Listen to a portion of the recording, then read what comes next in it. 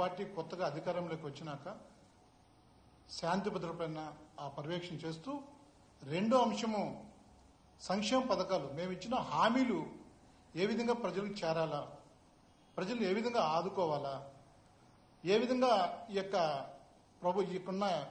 వ్యవస్థను ఏ విధంగా బాగు చేయాలా, రిపేర్ చేయాలనేది జనరల్గా ప్రజాస్వామ్యంలో అది ఒక రాజ్యాంగంలో కొనబడిన అక్షరాలు. కానీ ఈరోజు కూటమి ప్రభుత్వం వచ్చిన తర్వాత మొత్తం జిల్లాలు తాలూకాలు మండలాలు గ్రామాలు టార్గెట్ చేసి మొత్తం టోటల్గా ప్రజలను భయభ్రాంతులు చేసి విధ్వంసం చేస్తున్నారు. స్వయాన ముఖ్యమంత్రి గారు తనకు సంబంధించిన కుమారుడు కావచ్చు, ఇంకొక నేత డిప్యూటీ సీఎం కావచ్చు, కవ్వింపు చర్యలకు అనేక సందర్భాల్లో వాళ్ళు పాల్పడిన పరిస్థితి మనం చూస్తాం. ఈరోజు నేను చెప్పడం కాదు, రాష్ట్రంలో చిన్న బాబు నుంచి దాదాపు 70 ఏళ్ళు 80 ఏళ్ళు ముసలితనంలో కూడా చెప్తారు. ఏంటి ఈ విధ్వంసం? దాదాపు మేము 60-70 సంవత్సరాలు ఎన్నో ప్రభుత్వాలు మేము చూసినాం. ఆనాడు ఎన్టీ రామారావు చూసినాం, దివంగత నేత డాక్టర్ రాజశేఖర రెడ్డి గారి ప్రభుత్వాన్ని చూసినాం, జగన్మోహన్ రెడ్డి గారి ప్రభుత్వాన్ని చూసాం. ఇటువంటి విధ్వంసము ప్రజలను భయపడిచే ప్రభుత్వాన్ని మేము ఎప్పుడు చూడలేదు. మీకు చేతనైతే ఒక ఊరిని కానీ ఒక ప్రాంతాన్ని కానీ డెవలప్ చేయాలి. అటువంటి బాగా ఈరోజు మీరు వివచ్చం చేసే నేపథ్యంలోనే నిన్న జరిగిన కర్నూలు జిల్లా కొడుమూరులో డాక్టర్ వైఎస్ రాజశేఖర రెడ్డి విగ్రహాన్ని విధ్వంసం చేస్తారు. రాజశేఖర రెడ్డి గారు ఈ రాష్ట్రానికి కానీ ఈ రాష్ట్ర ప్రజలకు చేసిన సంక్షేమ పథకాలు, ఆయన ప్రవేశపెట్టిన ఆరోగ్యశ్రీ అయితేమి, ఫీజు రియంబర్స్మెంట్ అయితేమి సువర్ణ అక్షరాలతో చెక్కబడి ఉన్నాయి. ఈరోజు దేశంలోనే వైఎస్ రాజశేఖర రెడ్డి పరిపాలన ఒక రోల్ మోడల్గా వెళ్ళింది, దాంట్లో సందేహం లేదు.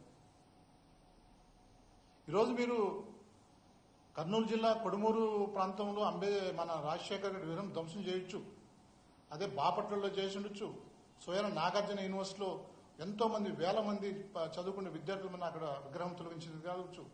రాష్ట్ర వ్యాప్తంగా మీకు ఇష్టం వచ్చిన ప్రాంతాల్లో మీకు ఎక్కడ మీకు కంట్రోల్ చేసే పరిస్థితి లేదు కాబట్టి ఇష్టం వచ్చింది మీకు ఏదైతే రాజ్యాధికారంలో ఉన్న నాయకులు కవింపు చర్యలకు కేడర్ అంతా మొత్తం రెచ్చిపోయి రకరకాలు చేస్తుంది. దాంతోపాటు వదలకుండా డాక్టర్ బిఆర్ అంబేద్కర్ యొక్క విగ్రహాన్ని కూడా బెజవాడ నడిబడున్న డాక్టర్ బిఆర్ అంబేద్కర్ మహా శిల్పి, దానిపైన రాజ్యాంగ నిర్మాత, ఆయన విగ్రహం కూడా ధ్వంసం చేయాలని అక్కడ కూడా మా ప్రియతమ నాయకుడు జగన్మోహన్ రెడ్డి గారి విగ్రహాన్ని యొక్క పేరును కూడా తొలగించే చేశారు. లాస్ట్కు దాన్ని దాని పేరు చెరిపేసి చివరకు అంబేద్కర్ విగ్రహం కూడా దాన్ని ధ్వంసం చేయాలని ప్రయత్నించారు. ఈ లోపల మీడియా మిత్రులు, అంబేద్కర్ యొక్క ఆలోచన పరులు,